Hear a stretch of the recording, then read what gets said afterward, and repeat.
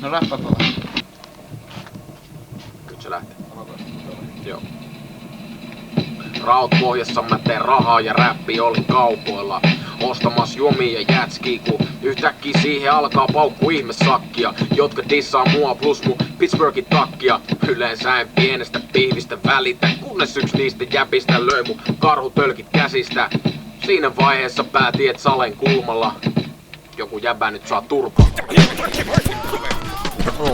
No niin mä sainkin, ja vielä melko pahasti menossa mursi varpaani ja kaadoin loput kaljatkin. Eko otti kolauksen, mutta vasta pallon kolisee. Mä kävin uuden törpö ostaa, kun ei Chris on vielä kotiin mee. Onneks mä muistan kasvot hyvin plus rekkari. Maassa makoillessa niissä tsekkasi RFK 008. Veikkaan dieselkäyttönen, ne jäbät hyppi väärä äijän näytölle. Fakta on se, et homman tähän voisi jättää, mutta mielessäni kuulin kun ne heittää mun kaatuneista tölkeistä läppää. Vendetta kostoretkien tollasta menoa edusta.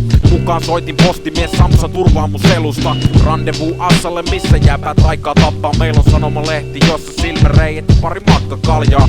Kytiksellä tunti parit läpät muutama sudoku. Kunnes ajokin tervetullut näkyvaloihin.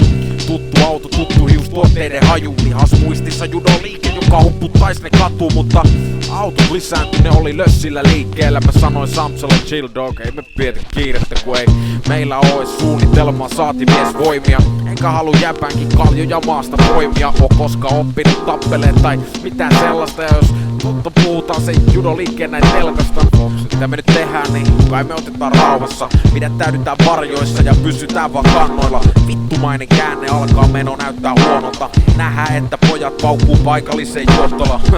Paljon kertoo se 2-9 helvetti ahtaassa baarissa. Eli aika paskat kertoimet, pitää vissiin mennä kostoon huomiselle automa. Kunnes älysi että muista mihin jäbät jätti autossa. Aika oli kortilla vaikkei paikka ollut kaukana. Mut et tiedä kauan pojat siellä karaokeensa laulavat. Mestoille saavuttiin Samsaviltä renkaat tukki. Minä esittelen autolle ystäväni herran rautaput. Riko itses kato kun Lassi lentää tekee putkipelti reikää niinkö pienempäänkin golfikenttää.